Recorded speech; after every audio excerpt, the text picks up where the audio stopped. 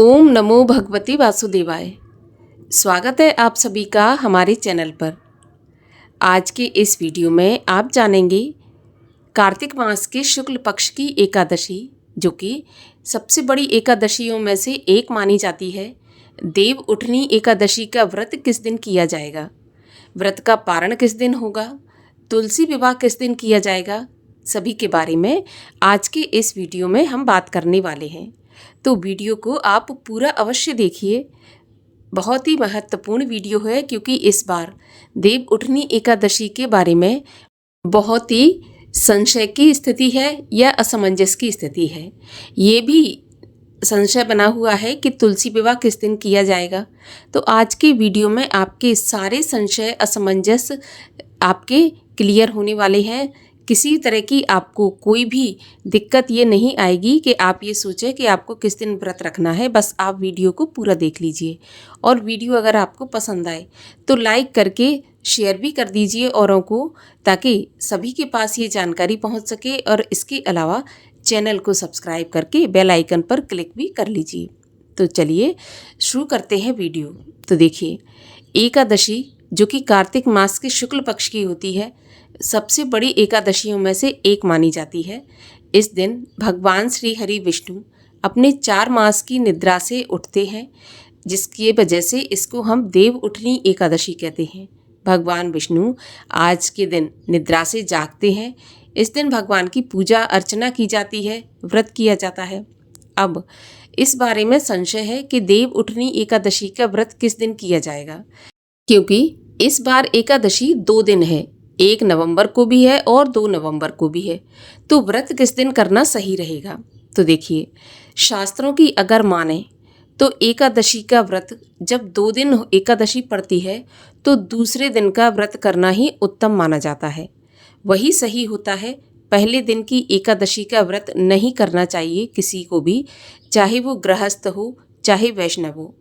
ऐसा कहा जाता है कि गृहस्थ जन पहली एकादशी का व्रत कर सकते हैं, लेकिन जो पहली एकादशी होती है वो दशमी युक्त होती है।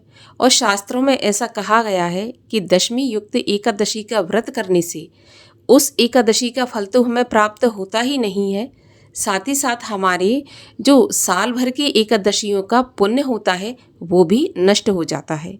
तो इसलिए दशमी युक्त एकादशी का व्रत कभी नहीं करना चाहिए। हमेशा द्वादशी युक्त एकादशी का व्रत धारण करना चाहिए। भले ही उस दिन एकादशी थोड़े समय के लिए ही क्यों ना हो, लेकिन करना दूसरी एकादशी का व्रत ही उत्तम माना जाता है।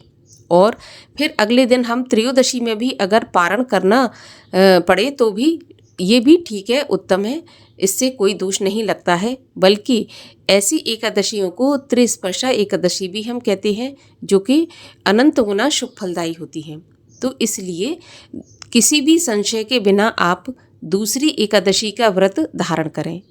अब बात आती है कि तुलसी की सेवा, तुलसी की जो विवाह है वो किस दिन करना है। तो देखिए, 1 नवंबर को एकादशी तिथि सुबह से प्रारंभ होकर पूरा दिन रहने वाली है। तो तुलसी विवाह रात्रि में किया जाता है। तो 1 नवंबर को तुलसी विवाह किया जा सकता है, 2 नवंबर को भी किया जा सकता है। शास्त्रों में तो यहाँ तक लिखा है कि तुलसी विवाह एकादशी से लेकर और पूर्णिमा तक किसी भी दिन कर सकते हैं। 4-5 दिन हमें मिलते हैं, तो किसी भी दिन हम तुलसी विवाह कर सकते हैं। तुलसी विवाह में कोई संशय नहीं है, आप 1 को भी कर सकते हैं, 2 को भी कर सकते हैं। लेकिन व्रत धारण मोक्ष की प्राप्ति के लिए किया जाता है। व्रत धारण भगवान विष्णु की कृपा प्राप्त करने के लिए किया जाता है। तो व्रत तो आपको धारण 2 नवंबर को ही करना है और 3 नवंबर को एकादशी के व्रत का पारण करना है। देव उठनी एकादशी को भगवान विष्णु अपनी योग निद्रा त्यागते हैं और अपनी पृथ्वी का कार्यभार, जो कि चातुर्मास में उन्होंने भगवान शिव को सौंप रखा था, वो दोबारा से ग्रहण करते हैं। इस दिन से सभी जो मांगलिक कार्य रुके हुए होते हैं 4 महीने से, जैसे कि विवाह आदि है, मुंडन है, गृह प्रवेश है, ये 4 महीने से रुके होते हैं चातुर्मास में, वो भी इसी दिन से प्रारंभ हो जाते हैं।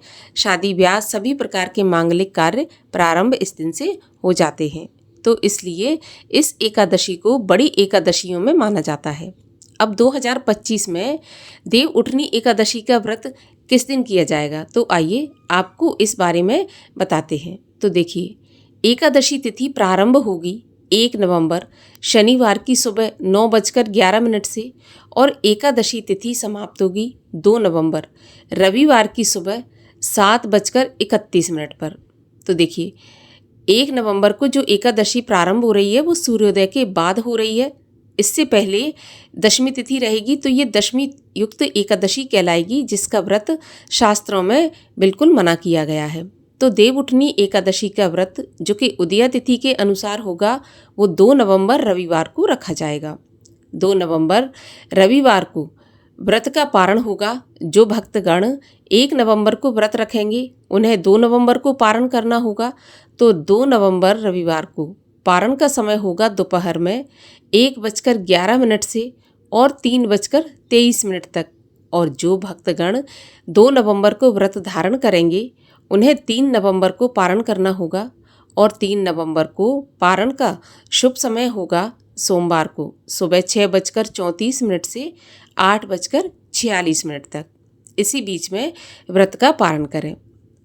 अब राहु काल का समय 1 नवंबर को जो कि शनिवार का दिन होगा सुबह 9 बजे से 10:30 तक होगा। और 2 नवंबर को रविवार शाम को 4:30 से 6 बजे तक होगा। जैसा कि हम सभी जानते हैं कि राहु काल के समय की गणना अशुभ समय में की जाती है। तो इस समय पर कोई भी शुभ काम, मांगलिक काम, नया काम कभी भी शुरू नहीं करना चाहिए। राहु काल में किया गया कोई भी शुभ काम शुभ फलदायी नहीं माना जाता है। तो इस प्रकार से आप एकादशी के बारे में कोई भी संशय ना रखते हुए 2 नवंबर को ही व्रत धारण करें और भगवान श्री हरि विष्णु की कृपा प्राप्त करें। तुलसी विवाह आप 1 नवंबर से लेकर और जो कि एकादशी है तब से लेकर आप पूर्णिमा तक कभी भी कर सकते हैं। तो ये था आज का एकादशी से संबंधित वीडियो। आशा करती हूँ कि अब एकादशी के बारे में आपके जो भी संशय होंगे वो समाप्त हो गए होंगे। अगर वीडियो पसंद आए तो वीडियो को लाइक करके शेयर करिए, चैनल को सब्सक्राइब करके बेल आइकन पर क्लिक कर लीजिए। मिलते हैं अगले वीडियो में, तब तक के लिए हरे कृष्ण।